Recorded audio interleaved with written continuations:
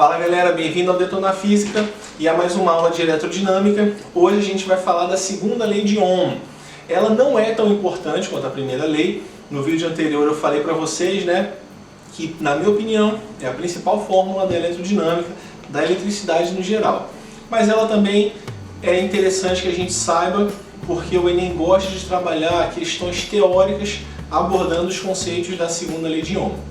Então vamos lá.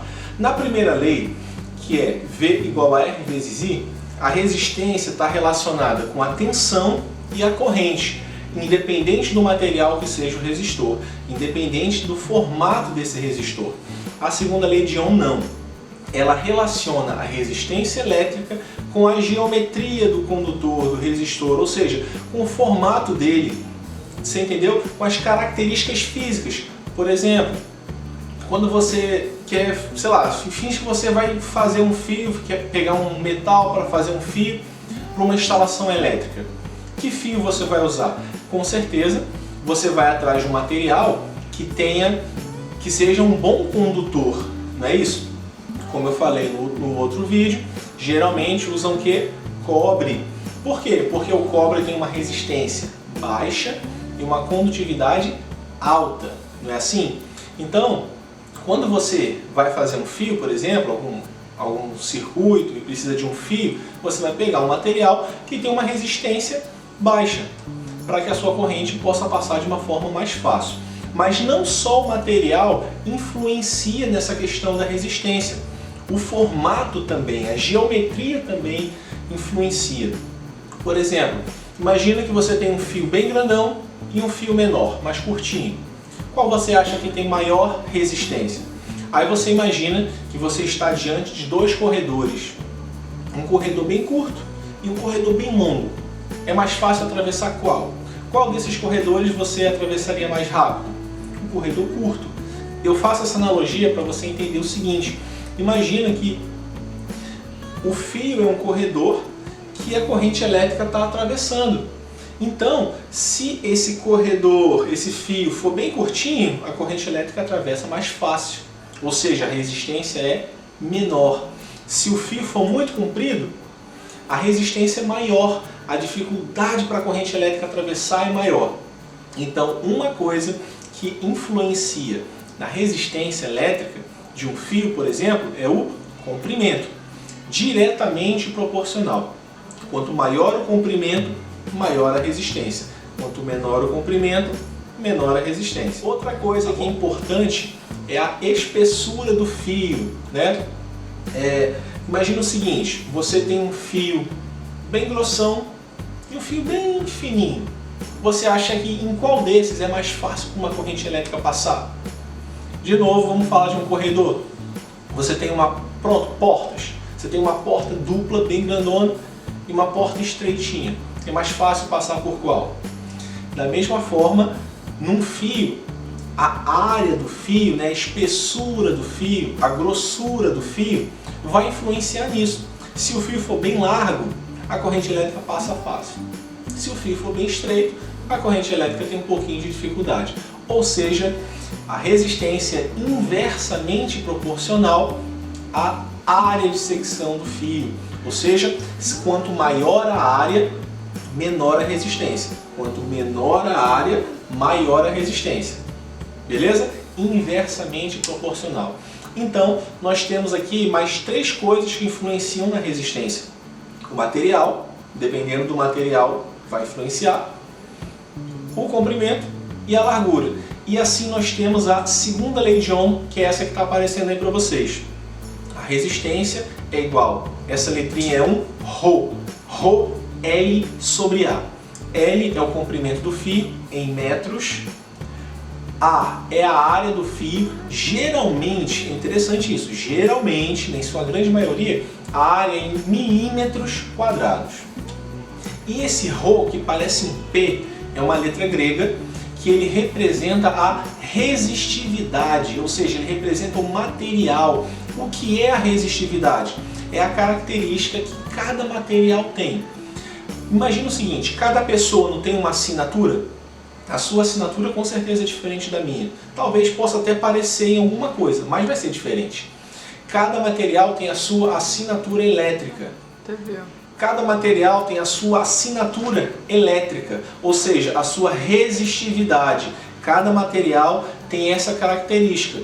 Quanto maior a resistividade, quer dizer que se você fizer um fio desse material, a resistência vai ser alta.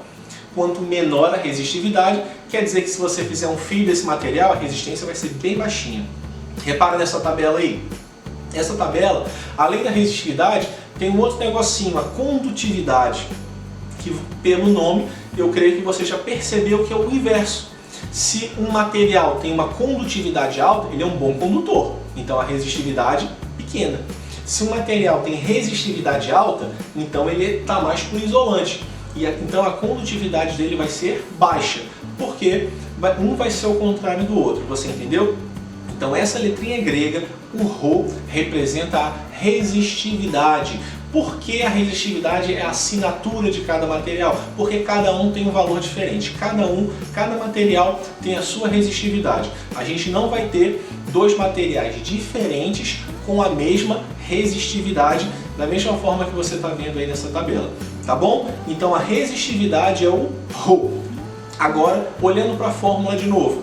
A segunda lei de Ohm, ela diz que a resistência, ela depende do material, pela resistividade, e da geometria dele, ou seja, do comprimento e da espessura. Então, essa fórmula, ela é diferente da primeira, porque ela não fala de corrente elétrica nem de tensão. Então é interessante porque algumas questões costumam cobrar, se você vai fazer uma instalação e nesse local a corrente elétrica é muito intensa. Como é que tem que ser um fio? Por exemplo, se você vai fazer uma instalação dessa, onde a corrente elétrica que passa é bem alta, com certeza você vai ter que fazer um fio com uma espessura maior, para que a corrente elétrica passe com mais facilidade, porque a resistência é menor.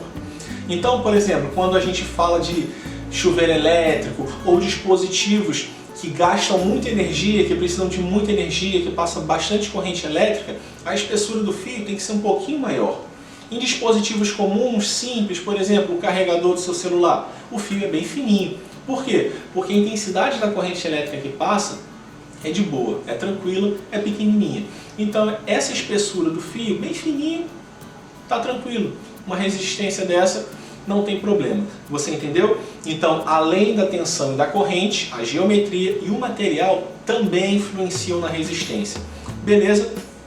Esse aqui é o conteúdo principal. Agora deixa eu dar um conteúdo extra para vocês. Como a corrente elétrica... Não. Corta a corrente elétrica. Como a temperatura influencia na resistência. Lembra que eu falei que existem condutores, resistores ômicos? São aqueles que a resistência é constante, ela não muda. Agora, existem os não ômicos, que a resistência pode variar. No mundo real, vamos sair do fantástico mundinho da física, do mundo ideal. No mundo real, a resistência sempre vai variar. É complicado, é meio difícil achar situações com resistores ômicos na prática. E uma coisa que faz a resistência dos materiais, dos condutores, dos resistores variar é a temperatura.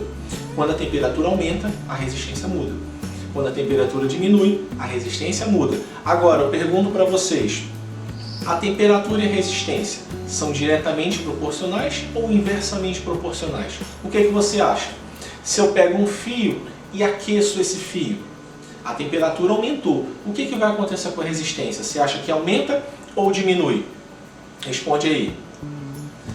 A resistência aumenta. A resistência e temperatura são diretamente proporcionais. Eu vou dar outro exemplo para você. Imagina de novo um corredor bem longo, cheio de gente. Só que essas pessoas no corredor estão paradas, encostadas na parede, conversando. Você atravessa o corredor. Tem uma certa dificuldade, beleza. Agora, imagina que essas pessoas agora elas estão pulando e correndo para um lado e para o outro. Você acha que vai ficar mais fácil ou mais difícil passar? Com certeza vai ficar mais difícil. Do mesmo jeito, é o efeito do aumento de temperatura. Lembra lá do calor? Quando um corpo recebe calor, o que acontece com as partículas dele? Começam a se agitar muito, muito, muito, muito. Então, se você pega um fio e aquece, as partículas desse fio vão ficar muito agitadas, vai virar um caos ali e vai ficar mais difícil para a corrente elétrica atravessar. Então, temperatura e resistência são diretamente proporcionais. Se a temperatura aumenta, a resistência aumenta. Se a temperatura diminui, a resistência diminui.